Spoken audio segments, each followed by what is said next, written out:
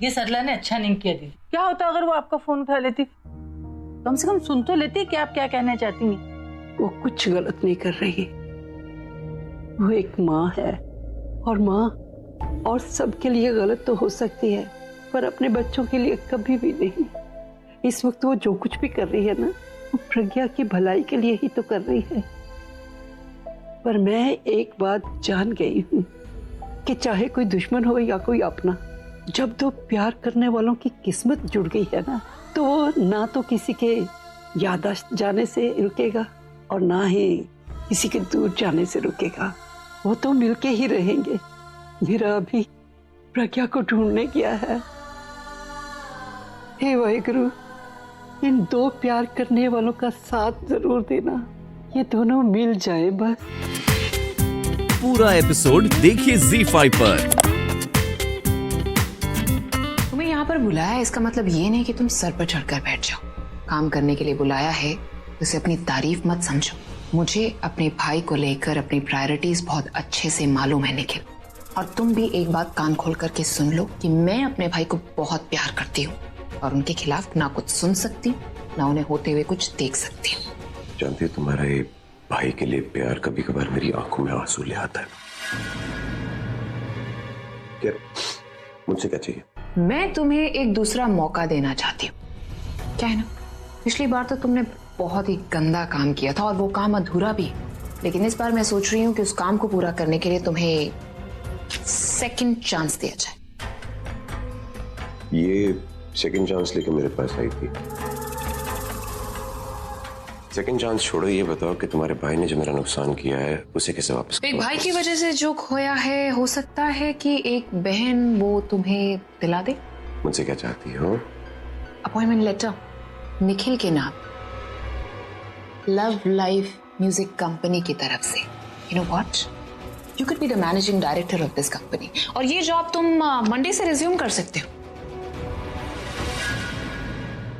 इतनी भी क्या जल्दी है मिस्टर निखिल?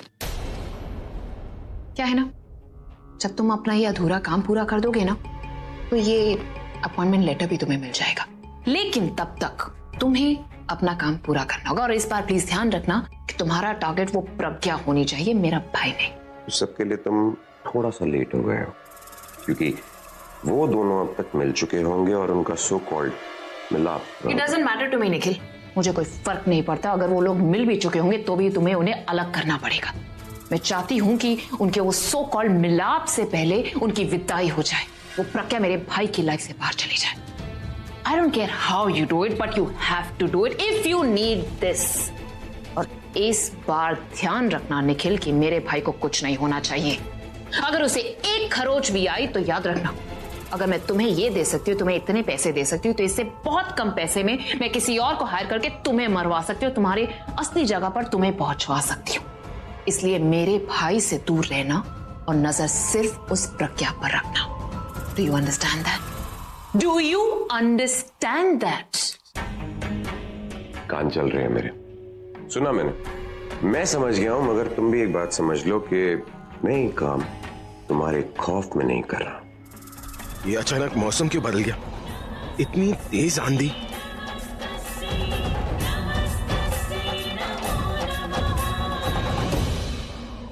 प्लीज भगवान मेरी और परीक्षा मत लीजिए, उन्हें वापस भेज दीजिए। इतनी मुश्किल से खुद को मनाकर उनसे दूर आई हूँ। अब अगर वो मेरे आसपास रहेंगे तो मैं कैसे जी पाऊंगी?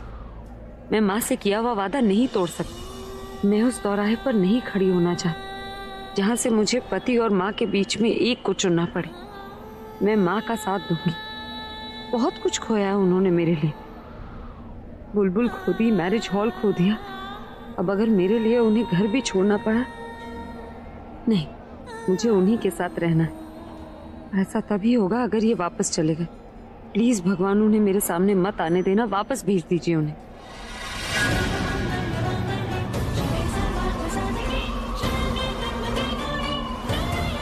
ये तो और तेज होती जा रही है, कहाँ जाऊं?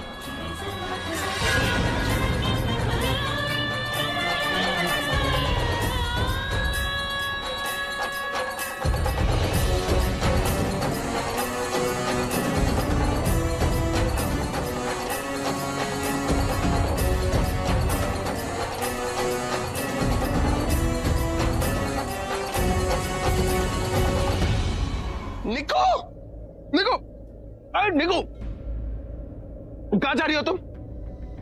पता है कल रात से निकला हो, कुछ खाया नहीं हूँ सिवाय एक नान खटाए, एक टोस्ट और ये लड्डू के, और अब जब तुम मिली हो तो तुम जा रही हो। मैं तुम्हें लेने आई हूँ पागल। मैंने नहीं कहा था यहाँ आने के लिए, आप वापस चले जाइए। हाँ मुझे पता है तुमने नहीं कहा था यहाँ पर आने के लिए, लेकिन मैं क्या करता, जब से पता चला कि तुम घर छोड़कर चली गई हो मैं पागल हो रहा था। दिल में बेचैनी हो रही थी कि उस रात को क्या हो गया। जब आग बंद करता हो तुम नजर आती हो, जब आग खोलता हो तो तुम्हारी कमी नजर आती है। अब नहीं रह सकता ना मैं तुम्हारे बिना, और तुम्हें पता है तुम्हारे बिना मेरा कोई काम नहीं होता ना, फिर भी तुम चली गई। और अगर जाना ही था तो आई क्यों, और अगर आना ही था तो मेरी चीजों पर तुमने अपना हक क्यों जमाया? कोई सेक्रेटरी अपने बॉस के साथ ऐसा करता है क्या? तो तुमने क्यों किया?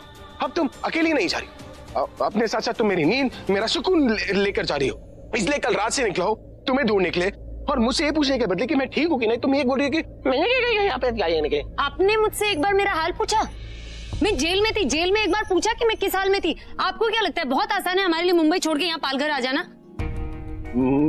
मानता हूँ ना मुझसे गलती हुई, उसके लिए मैं माफी मांगने के लिए भी तैयार हूँ। तुम बोलोगी तो मैं तुम्हारे पैर भी पड़ूंगा। रहने दीजिए, ये सब आप क्या करेंगे? आप तो मिलने भी नहीं आए मुझे। मैं जेल में थी, जेल में आप देखने नहीं आए मैं किस हाल में हूँ। वो तो छोड़िए, आपने एक बार मुझे मौका नहीं दिया ये बोलने के लिए कि मैं सही हूँ या गलत।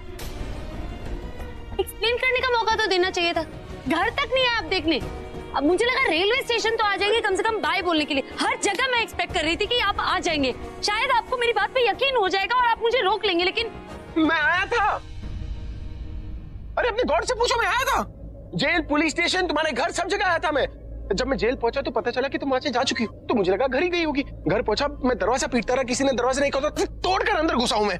कोई नहीं था घर पर, कपड़े भी गायब थे, तो मुझे लगा कि शायद तुम कहीं गई होगी। मैंने पूरब को फोन किया, पूरब ने बताया कि तुम बुरेली स्टेशन पर हो। बुरेली स्टेशन पहुंचा तुम वहां से भी जा चुकी थी। अब मैं क्या करूं? मेरी किस्मत खराब थी ना, वरना अगर थोड़ी देर पहले पहुंचता तो मैं तुम्हें जाने थोड़ी ना देता। अब देर से पूछने की इतनी बड़ी सजा तो मत दो ना मुझे। मुझसे गलती हुई है, मैं तुमसे माफी मांग रहा हूँ, प्लीज मेरी माफी एक्सेप्ट करो यार। मिस निकिता अरोरा, जिस दिन तुम जॉब के लिए आई थी ना, उस दिन तुमने एक कॉन्ट्रैक्ट साइन किया था, और उस कॉन्ट्रैक्ट में ये लिखा था कि मैं जब चाहूं तुम्हें जॉब से निकाल सकता हूं, लेकिन अगर तुम जॉब छोड़ना चाहोगी तो तुम्हें 2 हफ्तों का नोटिस देना पड़ेगा। और अगर तुमने नोटिस नहीं दिया तो तुम पर 200 करोड़ का केस कर सकता हूं।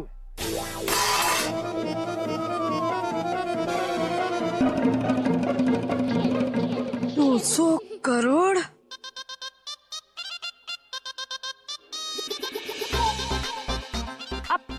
एक सेकेंड, आप मुझे धमकी दे रहे? धमकी नहीं, वार्निंग, चेतावनी। अब 2 हफ्तों के लिए 200 करोड़ का नुकसान क्या करें? अब पैसे तो है नहीं तुम्हारे पास, तो 200 करोड़ के बदले जिंदगी भर बंधुआ मजदूर बनाकर रखूंगा मैं तुम्हें। यस, बंधुआ मजदूर।